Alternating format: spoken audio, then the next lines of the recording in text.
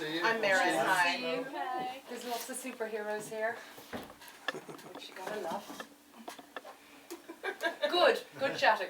Okay. Where do we go from there? Kicking off, I guess, with a quick and simple, obvious question. Why do you think that characters like the ones you played, villains, fascinate people so much? Why are we so captured by them? Because we get to do the stuff everybody else wants to do. That's what you're thinking. In real life. So as an opportunity to go to work and play and be all the bad things that you secretly think about in the back of your head while you fall asleep that are unacceptable in society, we get to do it. And someone dresses us, tells us what to wear and where to stand and what to say, and that's always Well, yeah, fun. but that's not why people love it. Like, No, people people love love it the because because you just get to push the envelope. Yeah. You know, all the people who are like in their cars, just going, making gestures and doing all the things that you can't really.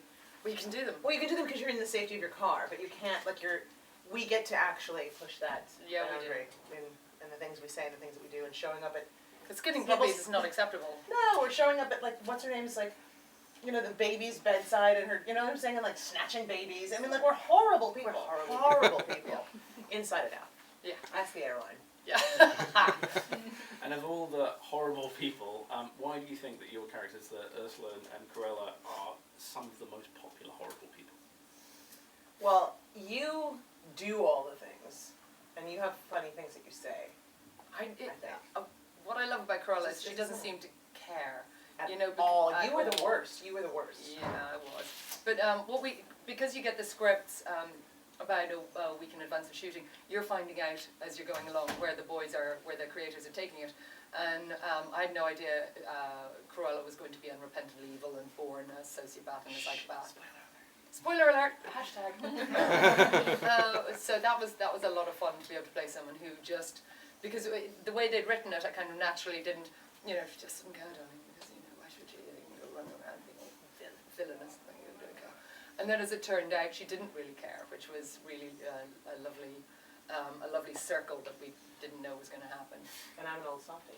And you turned out to be a fluffy, lovely, just like a bunny inside. Like an octopus on the outside and like a bunny on the inside. It was very sweet. I know, bunny. I would have skinned you. You would have skinned me. No, but I think that people love Ursula from, the cartoon and everything because she's just bawdy and outrageous and manipulative and.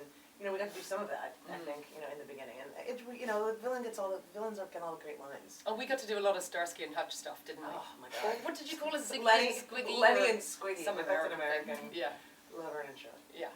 It's true though. We would we'd be like, when's trouble gonna show? We'd be like, hello, and we just walk in and do walk in with Mr. Gold's, and we're always up to something, and just nefarious. So what can we expect, without any spoilers, what can we expect, obviously you've been shooting recently, from Once Upon a Time sort of going forward, as we're sort of obviously going through Series 5 sort of now? Well, I don't know that we can really answer the question about Series 5, because we kind of got sort of sewn up a bit in Series 4. Oh, sorry, I got the series right around. It's okay, no. Okay. It's hard to answer the question because it's wrapped up in the States, and I don't know where you are here, because you guys get it on Netflix, yes? Yes. Yeah, we get it a day after the Americans. Oh, so you're actually getting Series 5? Yeah, we've got 4 more episodes of Series 5 to go. Oh, right. Before the winter finale. Yeah. I see everyone's like, we know. Yeah. Well, they did release the info that Cruella's back. So Cruella is going to show up a little bit in 5. I can't say any more, or I will be skinned like a puppy. And I don't want that. Yes, love. Megan from Fresh Goose Studios. As many people know that you play Cruella de Vil, and you play Ursula, how did you feel about playing such a classic character? It's very scary. It's an honor, though. Yeah. See, that's the difference between Irish and American. It's an honor. Scary. There's your cultural gap. But it is. Americans are like it's coming, it's the best. Like, just go, you can't do that. No, I can't do that. You have to go home and have a cup of tea. But it was really scary and exciting, and we were very lucky because we didn't actually have to audition for the parts. They were offered to us, which is a joy in our business because it can be brutal. So that was really lovely. But it lends itself to a little bit more fear because you haven't even auditioned, you haven't even shown them what you do with the character in the audition room or during that process. So you're literally turning up on the day with your Well, first we got a meeting. little bit of preparation with We the did with the director. director the day before. He took us all to breakfast. He was so great. I don't know what he did with you, but he sat down. He was English fella, John O'Meal, and he said, and we're chatting away, and he goes, "Darling, I'm very bored talking to you." I'm like, "Oh, sorry. Oh, I'm sorry." He goes, "I want to talk to Cruella." I'm like, "Oh God." Oh yeah, no, I Did he know do the the same thing? And You're then- like, And I'm sitting there like that having breakfast with him, and the next thing you know, it's like, "Oh, darling, someone bring me something decent to eat." And so it was just it was so much fun just to sort of go in and get a sense for it before you turned up on set. So, well, it gave you kind of a place to go to leap off of and something to play. But yeah. I think before that, though, just being asked to do the part, you're like, okay, so what is it you see in me that makes you think octopus? You know, what is it you see in me that makes you think I should be a fat purple blonde octopus, you know, causing trouble? Don't ask the questions you don't want the I, answers to. right, Have you exactly. ever, So you're just ever, like, ever. all right, I just, you know, like, but, you know, the guys, you know, the boys had been fans of Alias, so they knew that I could, you know, play, you know, a dark and twisted character, and, you know, the same thing with you. I know you were sort of feeling like, you know, what is it that's, you know. I had one fan who said to me, "How do you feel about being cast as the ugliest Disney character of all time?" I'm like, "Oh, Jesus, fine. That's grand by me." That's, 3 hours of makeup later, they had to make you look oh, that it way. was fun. It was fun. I know, I got called. But it is scary taking a role on after someone like Glenn Close has played it. You know, I couldn't go and watch her version of it, even though I'd seen it years ago. I couldn't go and watch it because, you know, too much fear. Yeah, well, And you have to bring your own take, you've haven't got to you? bring your own take. I tried to, in the beginning, sort of replicate the voice, like to sort of give me like the sort of gravitas, because my first scene was with Robert Carlyle in the aquarium. That's and scary it's like, you know, yeah, not like intimidating that I'm working with him and then doing this thing, and I was trying to, and they're like, no, you know what, just play it as is, like just play, you know, you are enough, and that was great to hear that you as, you know, Merrin, have what we need to bring to this thing. So just, and then also when you put on those costumes and the wigs and the, you know, And then you have to imagine your tentacles. I had to imagine tentacles and, you know, all these things, and you know, like, if you watch like the first episode we show, and I actually like kind of put up my arms, and I was, you don't put up your dukes, your arms are there for you, and they put that in, you know, so, but to just know that what you bring to the table is enough and is what we're looking for, so that was. I very brought my own bad flattering. breath. I brought that. Every day, Every day. telling you, she worked I- on that. Every day. There's quite a few differences between your characters on the show and the film's counterparts. Are they well received by yourselves and the fans? Well, you know, it's so funny, because, you know, I get those things on Facebook that says, your memories, you know, and I, like, looked at my memories from, like, yesterday, and it was the day that they released the press about who I was playing in Once Upon a Time, because I wasn't allowed to say anything, and I was reading some of the comments, and because I hadn't looked at it before, and so, like, you know, Yeah. but all that stuff still exists in this article on TV Line, and there was an endless stream of complaint that I wasn't fat enough to play the part. I was like, thank you. Thank you. That's a win. Thank you. You know, but so there was some problem with that, but there was some, you know, people were like, oh, I'm excited to see what you can do, and remember from Alias and this and that, and you know, some of it was well received. I think ultimately, at the end of the day, like, people were so excited about this, you know, trio of, you know, Yeah, and they weren't sure about Cruella because she didn't have magical powers, so the creators Exactly. gave her the ability to control animals with their dodgy breath, and that was sort of a really simple but smart way around that, you know, that and ultimately get to control Maleficent because of that, and because she's the dragon, and so what I find is people are really fascinated that the boys have taken what they had in the cartoon version and be able to spin it out with their own imagination, go, where would she go? Because obviously we have many hours to play with, it's not just an hour and a half of a well, and it's not, cartoon yeah, it's movie, not so- just one. You're focusing on so many different, Yeah, you know, characters and different facets of those. exactly, so there was Iconic more, characters. like, to be able to give you dad, and, I mean... Oh my God, and like intermingle the Little Mermaid story with Love it. mine, and you know, I think what I love that Adam and Eddie do, that they take chances, they take risks, they sort of think outside the box, you know. I do think that the fans were like, there was a lot of people who were like, I'm glad there's a woman of color playing, you know, a villain, like, you know, just like, to bring it, like, you know, I'm not purple, like, you know what I'm saying, you know, like, but they decided to like interpret it a completely different way, and I think that that's fabulous, and you know, they give you an opportunity to do something that you just don't get to do. So, I mean, I think ultimately the fans were thrilled. We were so excited to do it. We had stupidly good time. And it's just to be a part of that lexicon, to be a part of that, Disney history that's a huge honor. True. Right? I'm with her. Television now, compared to what it was about 10 years, it's big, it's bold, it's brass, it's cinematic.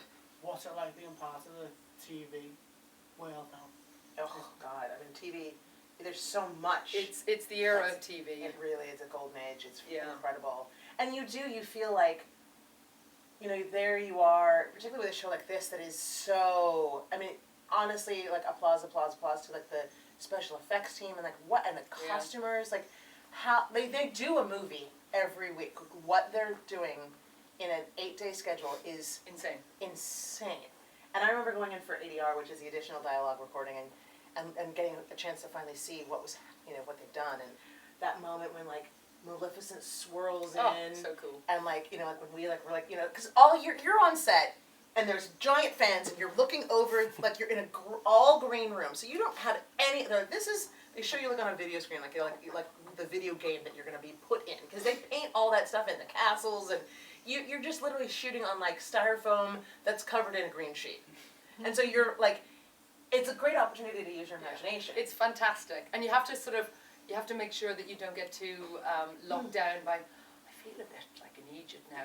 Where's the dragon? Where's the wall? where's Like, when we were, like, the- running where's from the Chernobog, and you're like, we, like, ran off the screen. I know, You just ran off a we cliff. were running through walls. So but it's really great to be able to just access your inner kid and go dragon to the left. There's a fan, and you're like, Whoa. and dragon up, and you're like, oh. And as long as they get, we had so many tennis balls and end of sticks to be able to go, there's the top of this, and you all get to channel your inner kid into this world that they're going to create for you, and But then when you see it, it's so I mean, I was magnificent. crying, like, we're like, dragon, and like, playing all that, and then you see it, and like how she's, she's flying, and then they swirl her in, and she's like a bunch of, like, bunch of bats and birds, and then it's smoke, and then there's Chris, and you're just like, It's very cool. and you know who's brilliant? Ginny and Josh. They They're are excellent. hardcore, because they've been doing it for forever, and so boy, they don't let it out for Yeah. a beat. Like, their imagination, and like, because Yeah. there's all these times you have to, like, stop and freeze, and then they go, okay, now you poof. Like, so it's like, this is here, and then, like, all of a sudden, okay, freeze, and then it poofs over here, because you just use your magic to, like, make it move or whatever. And they are on top of it every single time. It's just, they are, It's a lot of fun. It's a a marvel. lot of fun. yeah, I mean, to be a part of any television these days, Mm. and that people, like, just to be a part of something that, like, people are so rabid for and Yeah. wait for it to be, like, I mean, the first time our first episode aired, we were flying home from Vancouver, Oh yeah. and you and I were just idiots in the airport, like, checking, Totally. like, we got on, like, the computer at the airport, like, they had, like, some, Because you've got instant feedback. Instant Because feedback. thanks to Twitter and social media and stuff, when you're working in the theatre, you get instant feedback. It's right in front of you, so you know what's working and what's not working. And in TV, I've been around a long time, darling. You didn't always back have in the golden age, back- because Alias, there was no Twitter and Instagram, and, So you waited for the ratings and you waited for the odd article that said or yay. And Right. now you can go on Twitter. So we were on Twitter in the airport going, oh, it's okay, they love it, oh God, oh God. oh, they're so So excited. we weren't sure how It'd be received. Yeah, because you don't know, because they'd come from Frozen, nice, innocent, lovely 20-year-olds being So- lovely and sweet and kind, to 40 and twisted, darling. So we weren't sure if the audience were going to go with it. Oh, really? Yeah, 30. 30 something, I Yeah. posted. Yeah. 20 something, surely. I'm having much more fun in my 40s I know than that. You would would keep your 20s. I just swore, sorry. Sorry. Anything else? So I have a couple of questions about like the acting industry. Like, what did you do after school to get into the industry, and what would you recommend for people of like our age now in this town to do to get into the industry? In this town in Yeah. specific? In Like in Birmingham? this like place. Oh, in like, this place world. in time. Oh, this place in Oh. time. I think you meant that. I'm like, I don't really know any Birmingham acting coaches. Well, Go. And cue Merrin. okay. Well, I started when I was in high school and did like a teen talk show called Scratch. And then went to UCLA, and just from there, like, things just sort of escalated, and, you know. But I think it's so hard these days because I think there's you have to make the decision if you want to really be an actor or if you want to be famous, because there's a huge distinction between the two, and there's like reality television, and you know, there's all these people who are like on shows where they did absolutely nothing, maybe make a sex tape, and then end up with this huge. That could be exhausting. Which can be exhausting. So I've heard. No, but you know, they have a perfume line and a video game and a, you know what I'm saying? So it's like, that's a completely different thing. You don't have to be an actor to do that. There's like 1,000 venues and, you know, singing competitions and, you know, bug eating competitions and, you know, all those sorts of things. So, you know, the people who want to be famous have that avenue. And then there are people who actually want to be actors. And if you want to be an actor, it takes a lot of work and training and craft and skill. And, you know, I was the gal who had like 1,000 jobs as like a personal assistant, and then I like if I would do that for a couple hours a day, and then I would go over here and like work at the bar, and then I would go over here and like deliver food for the zone, and you know what I mean. I had like the girl with 1,000 different jobs because I could, so I didn't have to be in an office to keep me. My parents kept saying like, you need to get a teaching degree so you have something to fall back on. I'm like, I just need to keep falling forward. I'm in my 20s. Like right now is the time to like be in acting class and make myself available. Like the people I know who didn't ever make it, like got something comfortable. And then they couldn't leave to go do auditions, and they didn't do anything to. So then they're now in their 40s, and they're still going, well, maybe. It's like no. Like you have to do it when you're young in that way to like have that opportunity, and you're brave and you're stupid and you're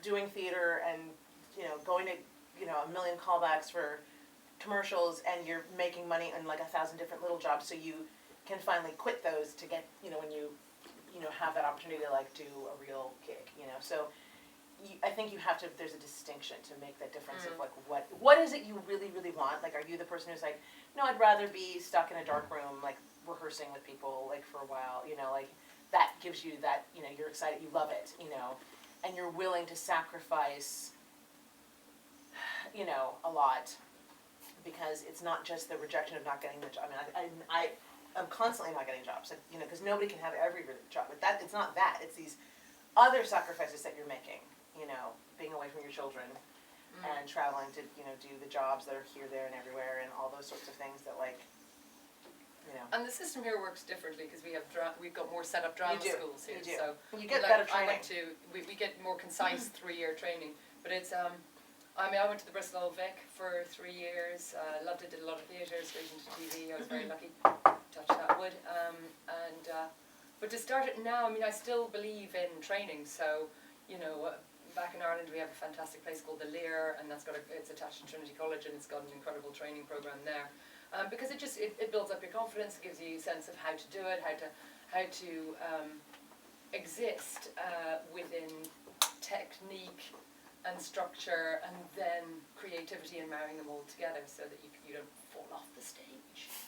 Well, but besides that, you have to be good. It's not the once you've got the skills, then it's all this other stuff that you have to deal with. Oh no, for sure. Once you're out in the world, like, yeah, you build up your own learning curve there. But you learn on the job, and you do learn on the job, and and then there's also learning the whole business aspect of like. Yeah. Because there's not a room that I go to with all the other gals who are like, now it's that same group of women. We've all been doing it for a long time. It's not like anybody's better, or we've all done we're great. Working actresses. We're working actresses. Thank you. And it's just, I know, seriously, but it's about, who's right for that different job. It's a matter. It's like now it's just sort of like all right, she's gonna go do this one, and you're gonna do this one. But Merrin and I would be auditioning for the same part all the time. Because it's there in the States. Over here, when you're auditioning, you might be auditioning 20 actresses for a part that you know.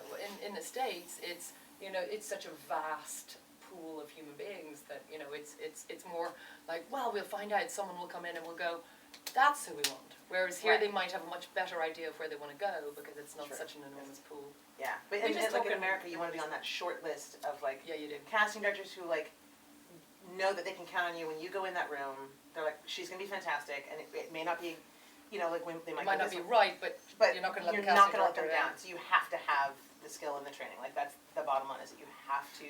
You cannot like I can't tell you how many people that are like just there because they think they're cute. They're the cutest person in like Iowa, and then they're That's there. a good point. You know, building on that, do you think there are too many people coming out now looking for instant fame? Yeah, because that's what they want. Because That's what because they you perceive can. as- that's I mean- what our culture's set up, hasn't it? Well- Our culture has set that up. It's It's Andy like you don't need Warhol's to have a like thing. talent. No. Yeah, you don't. I And mean, the business acumen, because it's good that you mentioned the business acumen. You have to be reliable, you have to be dependable, you have to know, you know, to get You have there to on turn time. up on time, honey. Yeah. you gotta turn up on Tell time, him do that. your Yeah. job. Turn up on time, Superman. Unbelievable. You were letting Or everybody Clark, down. you're somewhere between the two. Clark is the one who's Yeah. screwing it up. But yeah, it's you know there's. I was listening to like one of my radio stations at home, and they were talking about these guys. These guys were huge on YouTube. Now I'm so I old know. now that I'm like that. There's a whole culture of other things Yeah. of these people with their phone just doing a whole like show. But with a my selfie son stick. won't watch TV, but he will watch YouTube videos.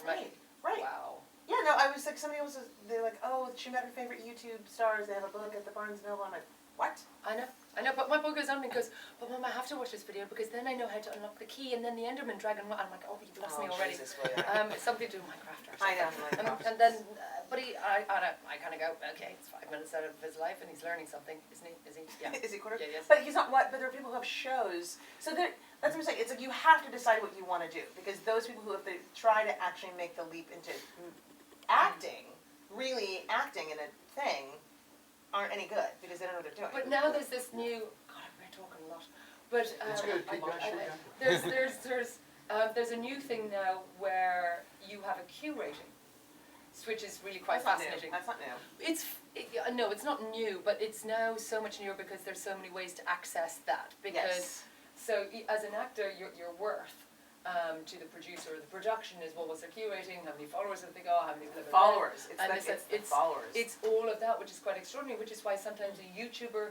will get an opportunity to play Dr. McSteamy in the latest drama because he brings 17 million 7-year-olds who aren't going to watch a TV show, but neither here nor there. And it doesn't really matter if he's rubbish, he's just shown up, he brings his people. So it is a funny old business. And that dilutes everything. Well, it dilutes a certain level of it, but there's still, like you say, we are at the golden age of TV, and there's still some of the most incredible drama and comedy being And made. people who are like, I mean, I was just reading for a show where it's Billy Bob Thornton, William Hurt, you know, people who are doing TV who would never do TV because they'll do these like Yeah, short shuffles little, movie stars. you know, Amazon and Hulu and Netflix and all these different places where you can, you know, and what's so great is that there's a lot of tremendous opportunity, but there's also a lot of tremendous product that you want to be a part of. So, Yeah, you know, but I a think lot if of you really want to, excellent scripts coming out. yeah, but like sewing it up, if like you want to act, you got to actually know how to act. If you want to be famous, there's 1,000 other ways to do it. And on that note, I think if we can finish now, I think If we've run out only of you time. had something to say, Merrin. Sorry, Yeah. guys. I mean, you guys could have sat there and Thank said you very cheese. And read it. That was brilliant, thank you. Oh, Thank thank you. you. Thanks a million, guys. Thanks, guys. Thank you.